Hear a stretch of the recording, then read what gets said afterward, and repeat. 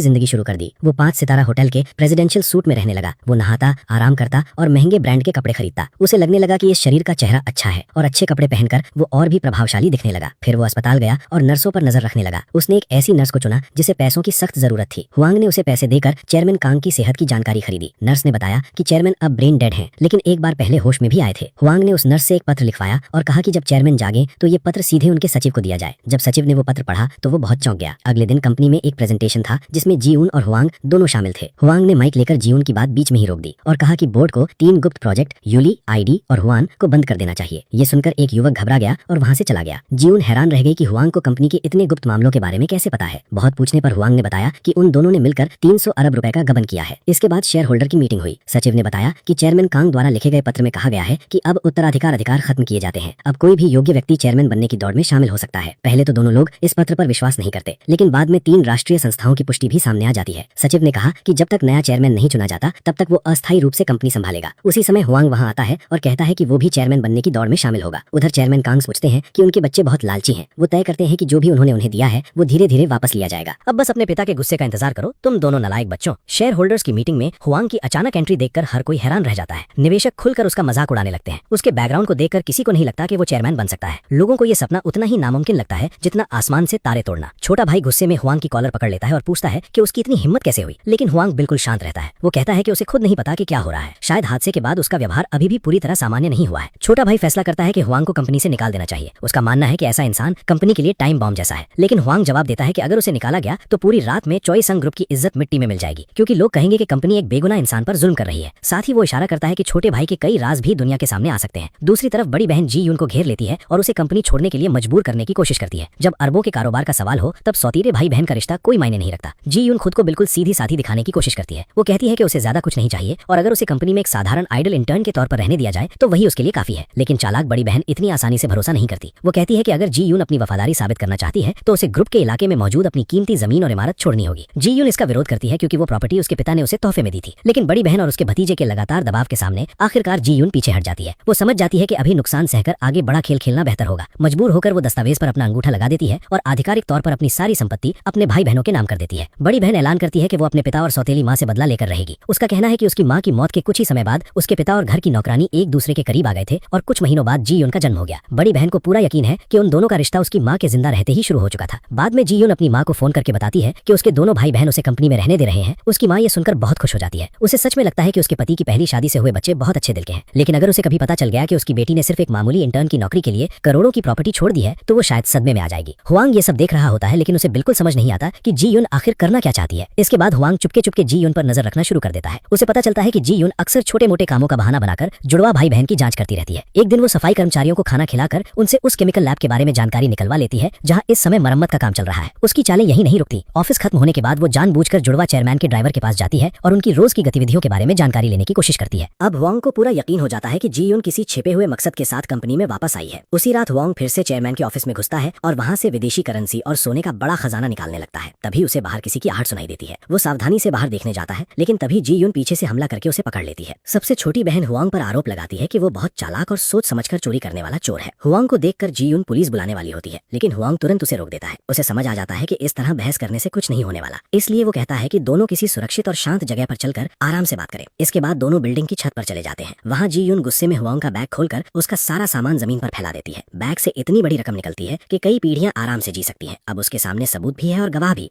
इसलिए उसे लगता है कि इस बार हुआंग के पास कोई बहाना नहीं बचा। तभी हुआंग एक बड़ा राज खोलता है। वो बताता है कि जो कुछ भी वो कर रहा है वो चेयरमैन कांग के आदेश पर कर रहा है। वो समझाता है कि ये पैसा सिर्फ एक जाल है जिससे वो जुड़वा भाई बहन को फंसाना चाहता है। इसके बाद हुआंग बताता है कि उसके एक्सीडेंट और उसके करियर के बर्बाद होने के पीछे चेयरमैन कांग नहीं बल्कि वही जुड़वा भाई बहन थे। ये सुनकर जी यून और भी गुस्सा हो जाती है। वो पूछती है कि अगर उसके पिता को झूठे आरोप में फंसाया गया था तो हुआंग आगे आकर गवाही क्यों नहीं देता। हुआंग को जी यून की सोच बहुत बचकानी लगती है। वो कहता है कि अगर सब कुछ इतना आसान होता तो दुनिया कितनी अच्छी होती। कंपनी के अंदर ताकतवर लोगों के कई गुट हैं और हर तरफ भ्रष्टाचार फैला हुआ है। ऐसे में अभी जल्दबाजी करना सही नहीं होगा, वरना दुश्मन सतर्क हो जाएंगे। हुआंग समझ जाता है कि जी यून अपने पिता को अपनी काबिलियत साबित करना चाहती है। वो दिखाना चाहती है कि वो चेयरमैन की कुर्सी और विरासत दोनों की हकदार है। हालांकि दोनों हर बात पर एक जैसी सोच नहीं रखते, लेकिन हुआंग कहता है कि वे एक बेहतरीन टीम बन सकते हैं। आखिर दुश्मन का दुश्मन दोस्त ही होता है। दोनों का लक्ष्य एक ही है, जुड़वा भाई बहन को नीचे गिराना। इसलिए साथ मिलकर काम करना ही सबसे समझदारी की बात है। जी यून अपने पिता के बारे में सोचती है जो इस समय बिस्तर पर बेहोशी जैसी हालत में पड़े हैं। उसे अपनी कमजोर और दबाई गई माँ की भी याद आती है। वो समझ जाती कहती है कि अगर उसे अपने परिवार को उन जुड़वा लोगों की चालों से बचाना है तो अब उसे खुद कदम उठाना होगा। उसी रात वो अपना सामान पैक करती है और 10 साल बाद फिर से अपने परिवार की हवेली में लौट आती है। उसकी अचानक वापसी देखकर घर के सभी लोग हैरान रह जाते हैं। जुड़वा लोगों को लगता है कि जी यून बहुत ज्यादा हिम्मत दिखा रही है क्योंकि वो बिना किसी की इजाजत के वापस रहने आ गई है। इसी बीच दोनों जुड़वा परिवार शानदार दावत का मजा लेते हैं, जबकि जी यून की माँ के साथ नौकरानी जैसा व्यवहार किया जाता है। उसे खाने की मेज पर बैठने तक नहीं दिया जाता। वो रसोई में खड़ी होकर सबको खाना परोसती रहती है। जुड़वा लोग खुलेआम उसका मजाक उड़ाते हैं और कहते हैं कि उनकी सौतेली माँ पहले भी सिर्फ घर की देखभाल करने वाली थी। अपनी ही माँ को उसी के घर में अपमानित होते देखकर जी यून का दिल टूट जाता है, लेकिन वो कुछ नहीं कर पाती और सिर्फ खड़ी होकर सब देखती रहती है। शायद पहली बार उसे अपनी बेबसी से इतनी नफरत होती है। उसे लगता है कि वो अपने सबसे करीबी लोगों की रक्षा तक नहीं कर पा रही। कुछ समय बाद ये खबर पूरे देश में फैल जाती है कि अब कोई भी कंपनी के चेयरमैन पद के लिए उम्मीदवार बन सकता है। क्योंकि चेयरमैन ने बेहोश होने से पहले ये आदेश जारी किया था, इसलिए फिलहाल सेक्रेटरी ली कंपनी की जिम्मेदारी संभाल रहे हैं। सेक्रेटरी ली वादा करते हैं कि चेयरमैन कांग के होश में लौटने तक वो इस पद और कंपनी की पूरी ताकत से रक्षा करेंगे। अगले दिन हुआंग हमेशा की तरह ऑफिस पहुंचता है। लिफ्ट में उसकी मुलाकात जी यून से होती है। जी यून साफ कहती है कि उसे अभी भी उस पर पूरा भरोसा नहीं है और वो आगे भी उस पर नजर रखेगी। उसी समय दोनों देखते हैं कि छोटा भाई एक बिजनेस पार्टनर का बहुत गर्मजोशी से स्वागत कर रहा है। ये देखकर हुआंग कहता है कि अब खेल सच में शुरू हो चुका है। जब दोनों अपने ऑफिस पहुंचते हैं तो देखते हैं कि बाकी कर्मचारी आज बहुत जल्दी आ गए हैं। कंपनी में काम करने वाले लोग पहले से ही काम के बोझ तले दबे रहते हैं और लगातार मेहनत करते रहते हैं। तभी हुआंग बेधड़क फोन उठाता है और सेल्स विभाग को डांटना शुरू कर देता है। वो उन पर आरोप लगाता है कि उनकी वजह से उसकी टीम का काम रुक रहा है। उसे देखकर ऐसा लगता है जैसे कोई बड़ा बॉस आदेश दे रहा हो, जबकि असल में वो सिर्फ एक इंटर्न है। विभाग का हेड उसकी इस हिम्मत को देखकर घबरा जाता है। वो सोचने लगता है कि ये नया इंटर्न आखिर हर किसी से दुश्मनी लेने पर क्यों तुला हुआ है। कुछ देर बाद वो हुआंग को एक प्राइवेट ऑफिस में ले जाकर जोरदार डांट लगाता है। वो पूछता है कि एक इंटर्न की सैलरी पाने वाला लड़का आखिर बड़े अधिकारियों जैसी जिम्मेदारियां अपने सिर पर क्यों ले रहा है। लेकिन तभी दरवाजा खुलता है और सेल्स टीम का लीडर अंदर घुस आता है। आते ही वो तेज रफ्तार में बोलना शुरू कर देता है और विभाग के कर्मचारियों से लेकर मैनेजमेंट तक सबकी जमकर बुराई करने लगता है। जितनी भी बातें हो रही थी डिपार्टमेंट हेड सब कुछ सुन लेता है। ये सुनकर उसके अंदर गुस्सा और कड़वाहट भर जाती है। वहीं सेल्स टीम का लीडर रंगे हाथों पकड़ा जाता है और डर के मारे कांपने लगता है। उसे अपनी किस्मत पर बहुत गुस्सा आता है। वो सोचता है कि आज मैनेजमेंट की बुराई करने से पहले अपना राशिफल देख लेना चाहिए था। जब डिपार्टमेंट हेड हुआंग की बनाई हुई पूरी रणनीति देखता है तो उसे वो काफी समझदारी भरी और लॉजिक वाली लगती है। इसलिए वो फैसला करता है कि इस प्लान को डायरेक्टर के सामने रखेगा। लेकिन जैसे ही डायरेक्टर प्लान पढ़कर खत्म करता है वो उसे पूरी तरह बेकार बता देता है। असल में डायरेक्टर का कहना होता है कि ये प्लान काम नहीं करेगा, लेकिन सच्ची वजह कुछ और होती है। अगर इस प्लान पर काम हुआ तो उसे गलत तरीके से पैसे कमाने का कोई मौका नहीं मिलेगा। तभी हुआंग वहां पहुंच जाता है और डायरेक्टर पर दबाव डालता है कि वो प्लान मंजूर करे। साथ ही वो इशारों इशारों में बता देता है कि उसके पीछे खुद चेयरमैन का सपोर्ट है। डायरेक्टर पहले से ही कई गलत काम कर चुका होता है। उसे डर लगता है कि कहीं हुआंग उसकी सारी पोल न खोल दे, इसलिए मजबूरी में वो प्लान पर साइन कर देता है ताकि हुआंग उससे दूर हो जाए। ऑफिस से बाहर निकलते ही डिपार्टमेंट हेड हैरानी से लगभग बेहोश होने वाला होता है। उसकी जिंदगी में ऐसा रोमांच उसने पहले कभी महसूस नहीं किया था। जी यून बताती है कि डिपार्टमेंट हेड पहले बहुत टैलेंटेड इंसान था, लेकिन अतीत में उसे फंसाकर उसके डायरेक्टर वाले पद से हटा दिया गया था। उसके बाद डिपार्टमेंट हेड बनने के बाद वो काफी डरपोक और दबा दबा सा हो गया। कुछ देर बाद केयरगिवर घबराकर हुआंग को फोन करती है। वो बताती है कि उसकी दादी कहीं गायब हो गई है। केयरगिवर को शक होता है कि शायद वो चुपके से उससे मिलने निकल गई हो, इसलिए वो हुआंग से कहती है कि बस टर्मिनल जाकर उन्हें ढूंढ ले। हुआंग तुरंत बाहर निकलता है और टैक्सी रोकने की कोशिश करता है, लेकिन उसकी किस्मत इतनी खराब होती है कि उसे एक भी टैक्सी नहीं मिलती। उसकी परेशानी देखकर जी यून अपनी कार लेकर आती है